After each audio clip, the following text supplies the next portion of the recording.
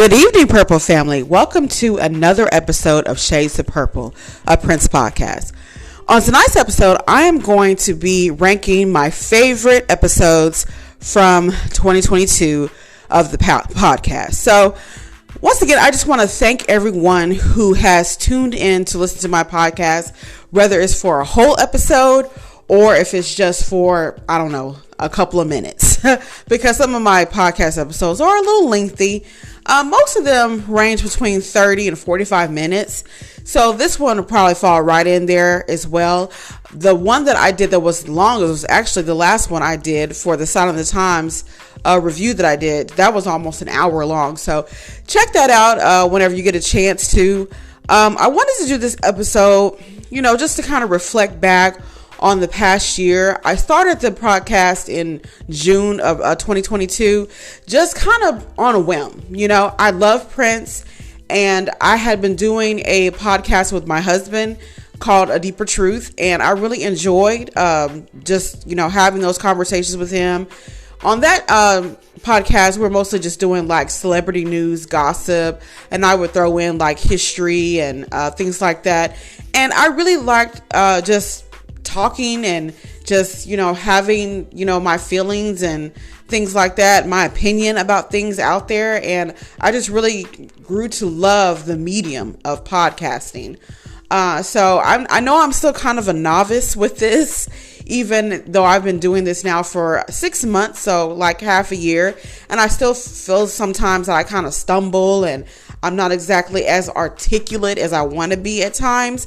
So I just want to thank you guys for just having so much patience with me in that regard, because I feel like I am getting better, but sometimes I kind of feel like I'm like I'm the worst critic, because you guys probably don't even, care about me, stumbling and mumbling or, stuttering from time to time.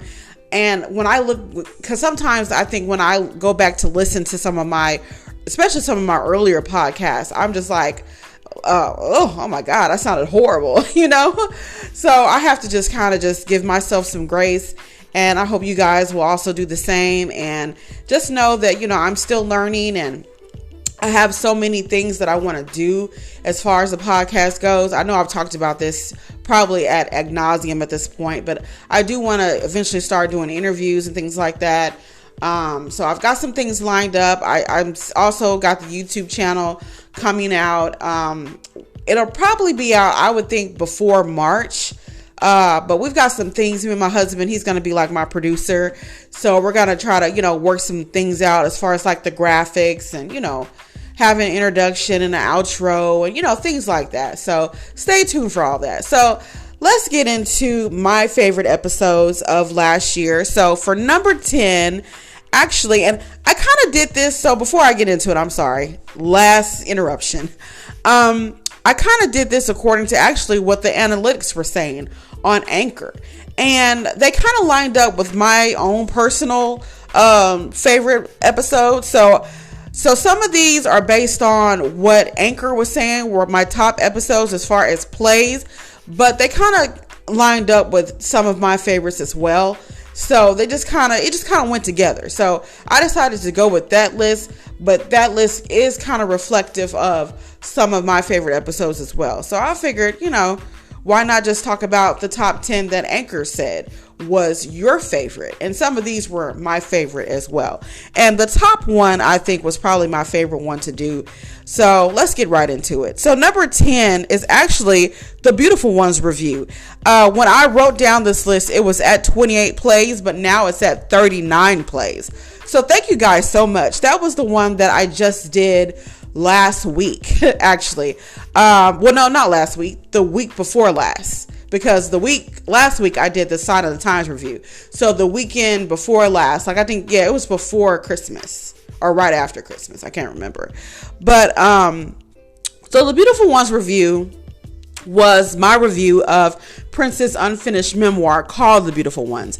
And I just basically, I read the book over, and I talked about, some of the highlights of the book, some of the things I liked, some of the things that I didn't like, which I really liked everything about the book. Don't get me wrong. The only thing that I guess I didn't like was the fact that Prince wasn't able to finish it because, of course, he died.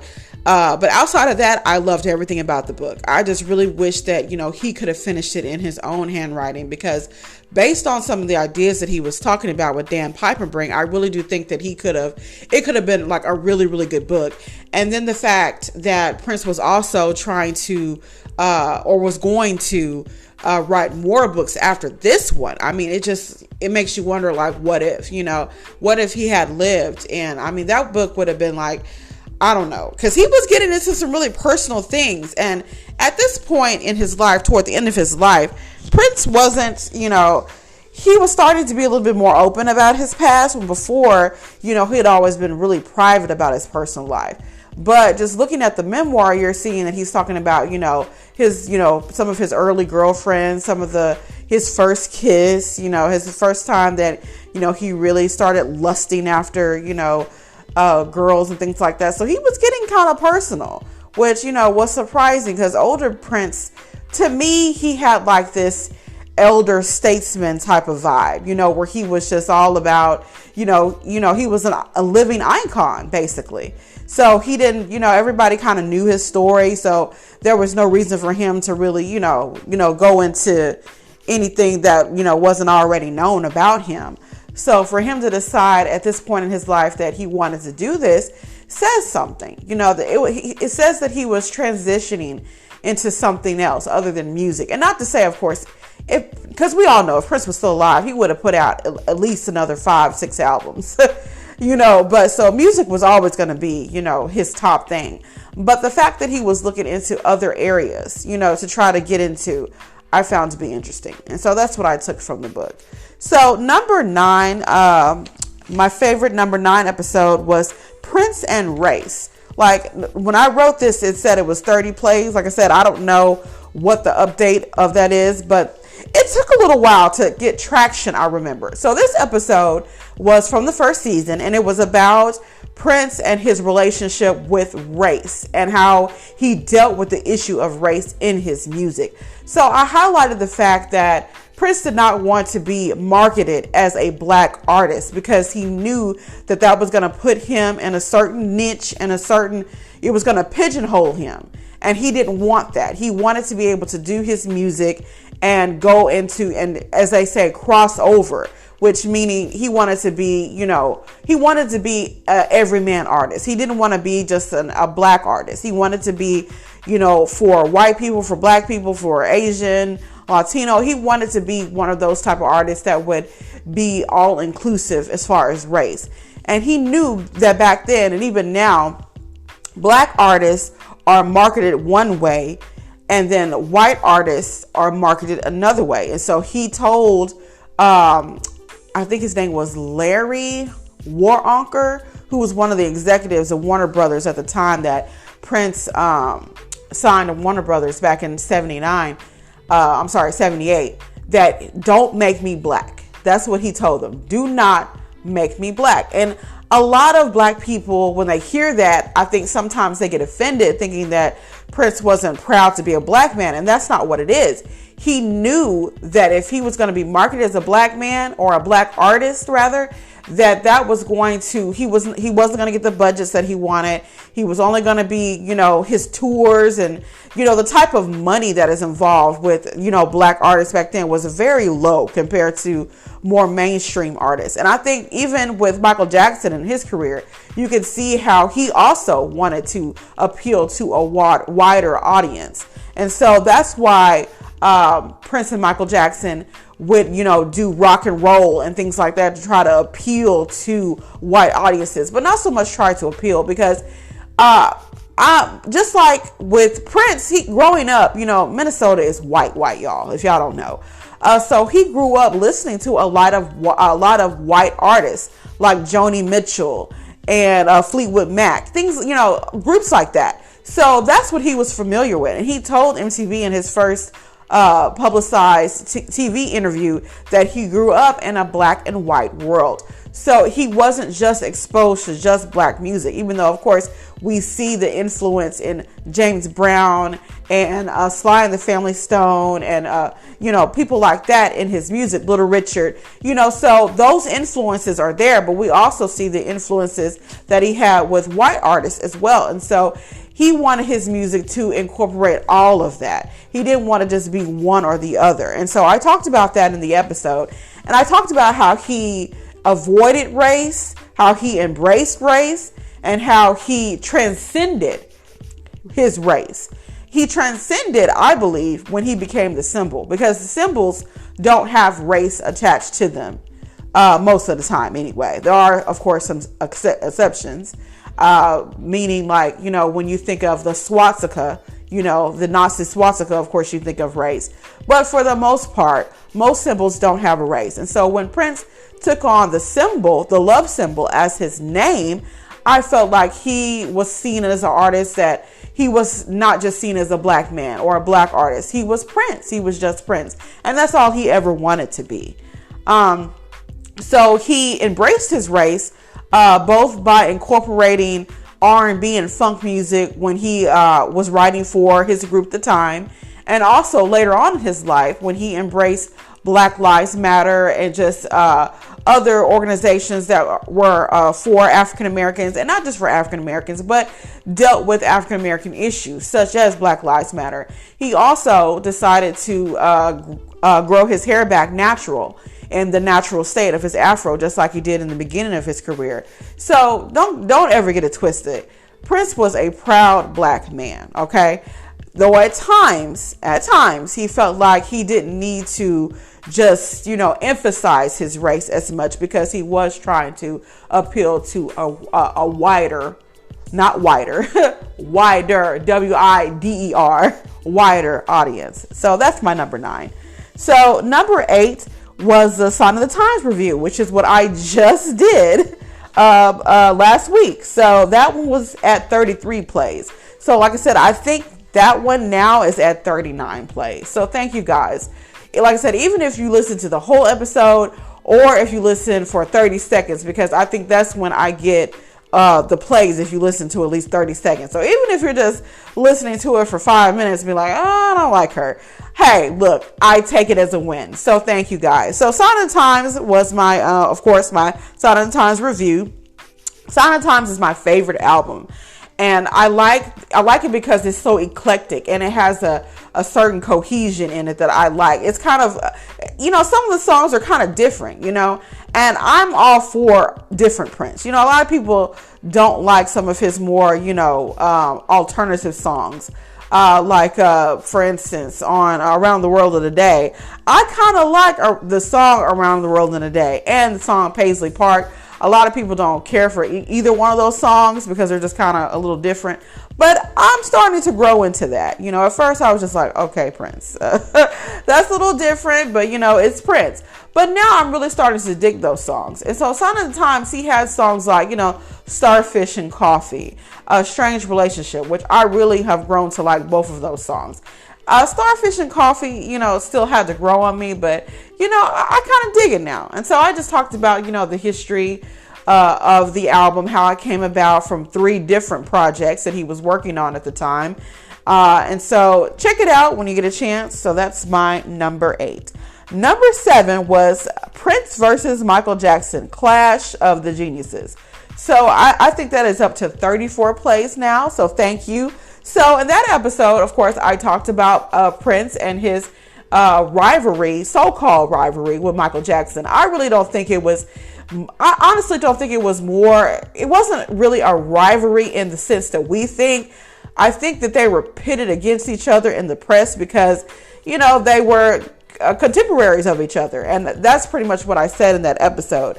Because even though they did say, they both had disparaging remarks to say about the other, but all in all, I do believe that Michael and Prince both respected each other on a professional level. Now, as far as personal, I don't think they were close. I don't think they were friends at all. But I do believe that they did respect one another as musicians. And that's pretty much it. Like I talked about their known interactions. And of course, the most infamous interaction they had was in 1983 at the that concert. James Brown. I don't know. My mind just went blank. Sometimes when I'm recording, I don't know why, but for some reason, I just totally forget stuff. Has that ever happened to y'all? Like you're trying to plan a speech or something like that and you just totally black out? Okay, so that's what just happened to me. So in August of 1983, and of course this is on YouTube, but they were all on stage, James Brown, Michael Jackson, and Prince. And, you know, much has been made about how Prince just like failed, but I really don't think he did. The only thing that Prince messed up is at the very end when he swung on that column that wasn't attached to the stage. And of course, he didn't know it wasn't attached to the stage. But other than that, I don't think his performance was bad. He played a out of tune left-handed guitar, and I think he did pretty good. He did some microphone tricks that James Brown would always do, putting them between your legs, and he did a little dancing. He did more than what Michael Jackson did. If we're being honest, all Michael Jackson did was sing for 5 seconds, spin around, do a modified moonwalk, and that was it. Like, he literally, Michael Jackson did some stuff for like, 30 seconds? And it looks like Prince was doing some stuff for at least 5 minutes. So I think Prince put on more of a show than Michael did. And yes, of course, I am biased being a Prince girl. But, I mean, that's just facts, okay? So, and then, I didn't mention this in the episode, but I'm going to mention it now. The fact that Quincy Jones, I think, lied and said that Prince was so mad that he tried to run over Mike and his sister and his mother after the incident. I think that's bullshit, okay? Sorry to cuss for those that don't like cussing. I'm sorry. But that just kind of pissed me off because I don't think that Quincy Jones has ever really liked Prince because, you know, Quincy Jones, high profile producer. And don't get me wrong, he does amazing work. But I don't think that he liked Prince because he probably at one point wanted to work with Prince. And this is just what I've heard just from reading and, you know, gossip. And Prince wasn't interested because Prince produced his own music. So he didn't need a producer, you know. So I don't know if, you know, Quincy was, you know, offended by that or felt some type of way. I don't know. But I really do think that he made up that part about Prince being so mad that he wanted to run people over. I don't see that. I just don't. I think Quincy is a liar. But like I said, that's just me. And maybe I feel some type of way because I don't like when people pick on my guy. But it is what it is. But I think Quincy is full of shit on that. So anyway, so moving on. So number 6 is my top 10 Prince albums. That episode got 37 plays. And I just talked about, I started this whole top 10 series and it's been very, very popular. And in that, I just talked about my favorite albums. And of course, my favorite album, my top 3 were Sign of the Times, Purple Rain, and 1999. So I'm much more of an 80s fan, but I also did, but don't get me wrong, I did have some 90s albums on my top 10 as well because I love Diamonds and Pearls. I love the Love Symbol album. I even put Gold on there, which is one of my husband's favorites.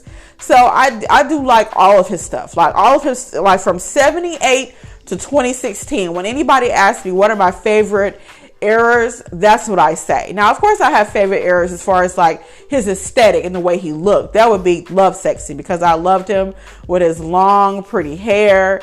And I had another episode, another top 10 where I talked about his top 5, my favorite top 5 hairstyles. And that's my favorite hairstyle because he just looks so sexy with long hair and no beard. Because like when he did the beard with Graffiti Bridge, I thought he still looked good, but I didn't like the beard. But you know, that's just me. So that was my number 6 episode. Number 5 was The Sex of It, Prince's love life in the 80s. So this was one of my favorite episodes to do because I kind of dove into Prince's love life, and I picked out about 9 ladies that he was known to have had relationships with, and just kind of expounded upon, you know, their relationships and how Prince was in them, because Prince was a playboy, of course, as we know. And I mean, he just ran through women, literally. And I feel like I highlighted the ones that I did in particular because I really feel like, except for maybe, I would say, Kim Basinger and maybe Devin Vasquez, because I don't really think he took them too serious. But all the other ones that I talked about, I think that he seriously had feelings for. In particular, I would say Vanity and Susan Melvion, I think were the two that he really had feelings for. And probably Jill Jones also. I would add her in that as well. And Jill Jones in particular, like I said, she's probably my favorite of his girlfriends. And I really felt like he should have married her because she was definitely marriage material. And he knew it himself because in the song, She's Always in My Hair, which is about Jill Jones, he says, maybe I'll marry her and maybe I won't. And that was kind of messed up for him to say maybe he won't, because he knew that she cared about him and that she cared about him to the point where she didn't even have to be with him. She just wanted him to be happy. And I think that Jill was that girl, she was that girl for him. And he just couldn't look past, his ego to just be with one woman. He was just so, he wanted to just give love to all these women, and a lot of the women have commented that when they were with Prince, he made them feel like they were the only woman in the world. Sheila has said that, Jill has said that. So I just kind of dove into, that issue, of his personal life, because, people always care about that type of stuff. And there are some fans that are like, oh, we should just focus on the music. Okay, I get all that, but he was a man just like everybody else, and people want to know about people. I mean, they want to know about his personal life, and I don't think there's anything wrong with that, to want to know somebody that you idolize and see them as a human, because so often we look at these celebrities and don't think that they're human. They are. They cry, they go to the bathroom, they do all the stuff that we do. But for some reason, we put them on a pedestal and think that they're, like this other being or something like that. But Prince, like I said, he was a flawed man and he didn't have the best relationship with women. And I mean, that is what it is. He's been accused of being a colorist. He's been accused of, being an abuser of women, like all these different things that, that I do not believe are true, that he has been accused of. So I just wanted to just get personal and let my listeners see a side of Prince that it's not as well known, his dealings with, because a lot of these women that he dealt with not only on a personal level, but on a professional level as well. In particular, like Jill Jones started doing backing vocals from him, I think starting in 1999. And then Sheila E., of course, was his drummer during the Sign of the Times and Love Sexy era. So he dealt professionally with a lot of these women as well. And he wanted to cultivate those relationships because, Prince just loved women regardless. He loved working with them. He preferred working with women more so than men. And I think that all started, a lot of the gay rumors, because he really loved to surround himself with women. And not just any women, but absolutely beautiful women, because all the women that I talked about in that episode are absolutely gorgeous. So he was a connoisseur of beautiful women, if you will. So moving on. So number 4, speaking of his sexual orientation, the number 4 episode is Prince straight, gay, or bisexual? And that got 48 plays at the time that I wrote this down. So this episode kind of dealt with the fact that, Prince was a little sus at times with some of the things that he did or some of the things that he said. But all in all, we all know that Prince was in fact straight, even if he may have projected an image to make it seem like he could be possibly gay or bisexual. In his personal life, it was very clear that he was not. And one of his old managers, Perry Jones, even said that Prince wanted this image where people had to kind of wonder, okay, are you black? Are you white? Are you gay? Are you straight? Like he said in the song Controversy, I just don't understand. I just can't believe all the things that people say. But he wanted to cultivate this image because he wanted that mystery about him. He wanted that aura of mystery around him. So people would come back to his music and try to make all these conjectures about, okay, like, I think he might be gay or I think he might be straight. For a lot of people, they finally discovered that Prince was straight when he did that love scene with Apollonia in Purple Rain, where he was kind of rubbing on her, you know what, in that love scene. Matter of fact, I remember when I was on this other Prince page, that when they were talking about it, the fact that this one guy, and he looked like he was kind of macho just based on his profile pic, he was like, yeah, any guy that can rub pussy like that, he can't be gay. I don't see no gay guy rubbing a pussy like that, so he can't be gay. So I think for a lot of men, or a lot of people who may have thought that Prince was gay, the way that he was getting on with Apollonia in that love scene maybe changed a lot of people's minds about his orientation. But anyway, so that is number 4. So number 3 was my very first episode, the intro, another Prince podcast. So I didn't know at the time how many podcasts about Prince existed, and I really still don't know how many. The only one that I really know of is Michael Dean, who is on Podcast Juice on YouTube.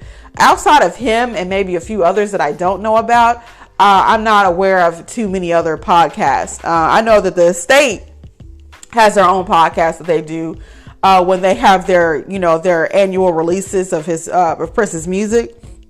They'll go find the people that were involved in the project, and they'll, do an interview on a podcast with them. But outside of that, I, don't know of any. And so when I decided to do the podcast, I was just like, well, I just did it out of pure pleasure, out of just the fact that I'm a big Prince fan, and I wanted to connect with other Prince fans and just introduce people to Prince who, maybe wondered about him, or really, or just now getting into his music and just wanted to know the type of man that he was. And I also wanted to do it like for myself, to research and learn more about this genius of a man.